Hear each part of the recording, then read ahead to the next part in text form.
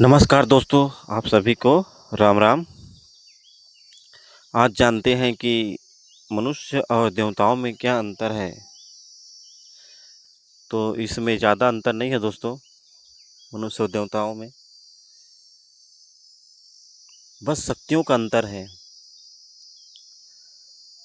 मनुष्य में बहुत अंतर है, जैसे उनके स्वभाव।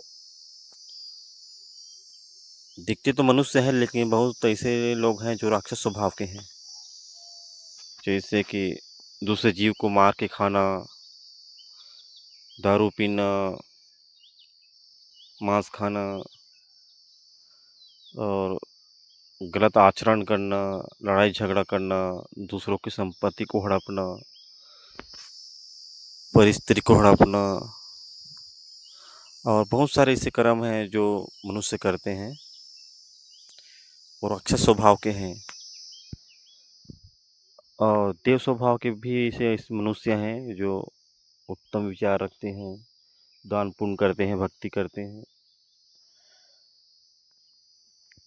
दूसरों जीवों पर दया करते हैं, भंडारा करवाते हैं, प्यासे को पानी पिलाते हैं, भोजन खिलाते हैं। ऐसे बहुत सारे परोपकार का काम करते हैं और देवतुल्य होते हैं। तो मनुष्य में अंतर आप समझ चुके हैं। और मनुष्यों ने क्या किया, जब भक्ति का समय आया तो उन्होंने बहुत सारे भक्ति की। जैसे सतयुग में हो गया, त्रेता द्वापर में हजारों हजारों साल तपस्या किया, तो तपस्या के प्रतिफल में उन्हें सिद्धि मिल गई, शक्ति आ गई उसके अंदर में, बहुत सारे शक्ति। और जब इस संसार से गए तो उन्हें देवता बना दिया गया, क्योंकि उसके जो आदत व्यवहार थे, बुरा आदत थे, वो छूट गए थे। और सदाचरण को धरकर, सद आचरण को धरकर वो देवता बन गए। देवता बने तो वहाँ पर उन्हें पोस्ट मिल गए, स्वर्ग लोक हो गया, और विष्णु का लोक है, शिव का लोक है, दुर्गा का लोक हो गया। जो भगवान की भक्ति की, जिस आदमी ने जैसे अपने बुद्धि विचार से जिस भगवान को इष्ट मानकर भक्ति की, वो उन्हीं के लोक में चले गए और देवता बन गए। लेकिन ऐसा नहीं है कि देवताओं के अंदर जो राग द्वेष, लड़ाई झगड़ा और गुस्सा, क्रोध, अहंकार, ये बुराई नहीं है। वहाँ भी वही हाल है उनके लोकों में, जैसे पृथ्वी लोक में है। वहाँ भी दारू पीते हैं, जिसको हम मदिरा बोलते हैं। वहाँ भी मदिरा पीते हैं, मस्त रहते हैं, नाच गाना, सुंदर सुंदर औरतें, सुंदर सुंदर लड़के वहाँ पर भी हैं। वहाँ पर भी भोग विलास अपनी चरम सीमा पर है, यहाँ से भी ज़्यादा है वहाँ पर। पुराण पढ़ने से पता चलता है कि वहाँ पर कितनी बहुत सारे भोग विलास और अहंकार, क्रोध, बहुत सारे ऐसे अवगुण भरे पड़े हैं वहाँ पर भी। तो ऐसा नहीं है कि उसके लोक में ये नहीं होता होगा, वहाँ भी खूब होता है। अब इंद्र के स्वर्गलोक के राजा के इतिहास तो आप जानते ही हैं, किस टाइप का है वो। अब उसकी आदत तो है ही वैसे ही, भोग विलास करना, सुंदर सुंदर औरतें के साथ डांस वांस करना, ये सब वहाँ पर है। अब वो राजा बन चुके हैं, तो राजा के अंदर तो इस स्वभाव तो होता ही है। अब उसका भक्ति संस्कार कर्म है, तो वो राजा पद में भोग रहा है वो। जब उसका पुण्य खत्म हो जाएगा और उसका मृत्यु का समय आएगा, तो वो आत्मा 84 लाख योनियों में जाएगा मरने के बाद। और उसके जगह जो अच्छा भक्ति करे रहेगा, उस व्यक्ति को वहाँ पर इंद्र बनाकर रख दिया जाएगा, इंद्र के पोस्ट पे। और इंद्र वाली आत्मा 84 लाख योनियों में धक्के खाएगा, फिर उसके कर्म के अनुसार से जो जो अभी कर रहा है कर्म। तो यहाँ का संविधान ही है, जो जैसे कर्म करेगा, चाहे कोई भी हो, देव हो, राक्षस हो, चाहे मनुष्य हो, सभी को अपना कर्म भोगना पड़ता है, अच्छे कर्म भी और बुरे कर्म भी। तो यहाँ पर 21 ब्रह्मांड में कोई सुखी नहीं है, सबके अंदर राग द्वेष ईर्ष्या भरे पड़े हैं। जिन्होंने भक्ति की उसकी लेवल कम हो गए, और जिन्होंने नहीं की उसके अंदर हाई है एकदम। ये पांचों विकार, काम, क्रोध, लोभ, मोह, अहंकार, ब्रह्मा, विष्णु, शिव, दुर्गा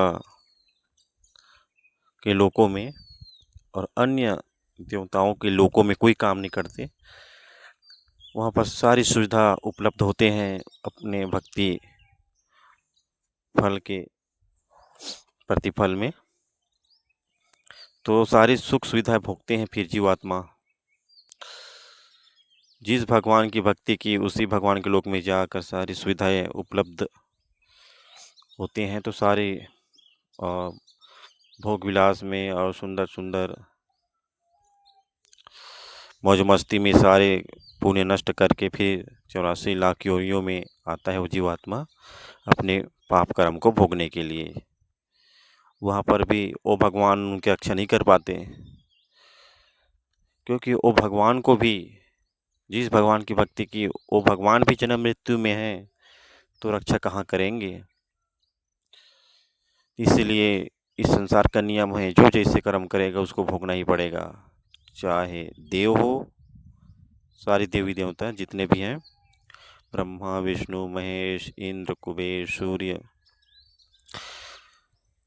जितने भी हैं देवता, ये सारे अपने कर्म भोगते हैं। ये भी, और जितने भी मनुष्य हैं, जितने भी साधु संत हैं, सभी अपने अपने कर्म भोगते हैं। यहाँ का संविधान है। और परम अक्षर ब्रह्म सत्य पुरुष अकाल मूरत सबस्वरूपी राम अल्लाह अकबर कबीर साहिब, उसके जो भगत हैं, उनके जो भक्ति करते हैं कबीर साहिब के, वो ऐसे लोक में चले जाते हैं, अमर लोक में, जहाँ जन्म मृत्यु नहीं होती है, वहाँ पर कोई कष्ट नहीं। तो ऐसे लोक में जाकर अपने पुण्य भोगते हैं। फिर वहाँ उनको भी वही सुविधा मिलती है जो यहाँ पर मिलते हैं, लेकिन उनकी मुक्ति हो जाती है। और ऐसे दिव्यलोक में जाते हैं जहाँ कोई काम नहीं करना पड़ता, सबके घर एक जैसे, सबकी गाड़ी एक जैसे। तो वहाँ पर ईर्ष्या द्वेष राग नहीं है। और वहाँ पर भी सुंदर सुंदर महल हैं, बाग बगीचे हैं, पर्वत हैं, दूध दही की नदियाँ हैं। तो सारी सुविधा उनको मिलती है वहाँ पर। तो मुक्ति अगर चाहिए तो अपने अपने बुद्धि विवेक विचार से, अपने शास्त्रों के अनुसार उन्हें पढ़कर, शास्त्रों को पढ़कर, और परम दिव्यम पुरुष जो कभी मरता नहीं, कभी बूढ़ा नहीं होता, कभी स्त्री संग भोग विलास नहीं करते, वो सबका मालिक, सबका पिता, उन्हीं की भक्ति करने से मुक्ति होगी। और भलाई भी इसी में है कि उन्हीं की भक्ति करके मुक्ति प्राप्त करे, नहीं तो 84 लाख शरीरों में धक्के खाना पड़ेगा हमको। तो ये मनुष्य जीवन बहुत ही अनमोल है। इसी मनुष्य जीवन को पाने के लिए देवता तरसते हैं कि क्या कब हमें मनुष्य जन्म मिले, तब हम परम पुरुष की, सत्य कबीर की भक्ति करके यहाँ से मुक्ति पाएं। क्योंकि उनको भी पता होता है कि जब हम मरेंगे तब 84 लाख योनियों में जाना पड़ेगा। तो घबरा जाते हैं, इसलिए तरसते हैं मनुष्य। ऊपर से देखते हैं मनुष्य, तो जो यहाँ के मनुष्य हैं धरती लोक का, उनकी सराहना करते हैं, देखो कितना सौभाग्यशाली है, उनको ये मौका मिला है, अभी पार हो जाएंगे अगर भक्ति करेंगे तो। ये सोच कर तरसते हैं मनुष्य जन्म धन्य पाने के लिए देवता लोग।